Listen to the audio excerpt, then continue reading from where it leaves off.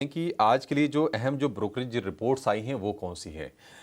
SBI को लेकर हम देख रहे हैं कि ढेर सारी रिपोर्ट्स हैं और पहली जो रिपोर्ट जिसका मेंशन करना चाहेंगे वो है सीएलएसए की। सीएलएसए पर उन्होंने बाय की रिकमेंडेशन दी है।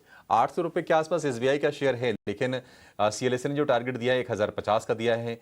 कुछ और जो ग्लोबल ब्रोकरेज हाउसेस हैं, जेफरीज बुलिश है 970 के टारगेट, एचएसबीसी ने भी 960 रुपये के टारगेट दिए हैं और सभी की हम देख रहे हैं कि कंसेंसस बाई हैं इस लेवल पर। नुआमा, आईसीसी सिक्योरिटीज, मोतीलाल ओसवाल और सब ने इसमें खरीदारी की राय दी है। टाटा मोटर नतीजे कुछ खास आए नहीं और हमने देखा कि जेएलआर के मार्जिन में भारी भरकम गिरावट देखने को मिली है। मोतीलाल ओसवाल की रिपोर्ट आई है तो उनका जो टारगेट था पहले 668 का, उसको उन्होंने घटाकर कर दिया है 631 का। 630 रुपये के आसपास की ही फिलहाल भाव भी हैं और न्यूट्रल की जो रेटिंग है उसको बरकरार रखा है उन्होंने। और उन्होंने कहा है कि जेएलआर जो है उसके लिए मल्टीपल हेडविंड्स हैं, यानी कि कई सारी चुनौतियां हैं और टैरिफ को लेकर भी जो अनिश्चितता है लगातार वो बनी हुई है, क्योंकि उनका एक एक्सपोर्ट वाला मार्केट अमेरिका भी है। तो देखते हैं कि आगे क्या होता है, लेकिन ये एक चैलेंज है तो इसके चलते उन्होंने टारगेट कट किया है।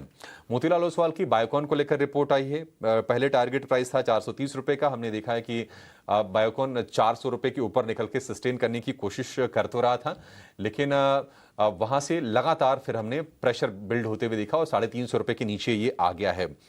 हालांकि बाय की जो रेटिंग है उसको मेंटेन रखा है, लेकिन टारगेट को 430 रुपये से घटाकर कर दिया है 410 रुपये का।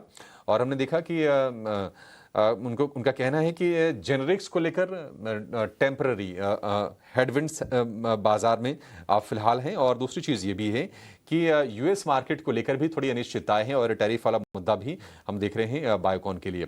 नैल्को पर मोतीलाल ओसवाल की रिपोर्ट है, उन्होंने टारगेट प्राइस दिया है 190 रुपये का। न्यूट्रल की जो राय है वो बरकरार रखी है, तो ज़्यादा इसमें लेकर कोई एक्शन आप उम्मीद करके नहीं चल सकते। ग्रासिम के नंबर्स आए थे, टारगेट प्राइस को थोड़ा सा बढ़ाया है मोतीलाल ओसवाल ने और बाय की रेटिंग बरकरार रखी है। 33 रुपये से बढ़ाकर 35 रुपये का कर दिया है टारगेट इसके लिए। और एबिडा का जो एस्टिमेट है FY 26-27 के लिए उसको उन्होंने बढ़ा दिया है 5% और 4% दोनों साल के लिए। तो ये कुछ रिपोर्ट्स हैं जो आज के सत्र में फोकस में रहेंगी नतीजों के चलते, और जहां पर एक्शन बिल्ड हो सकता है उसकी भी बातचीत की हमने।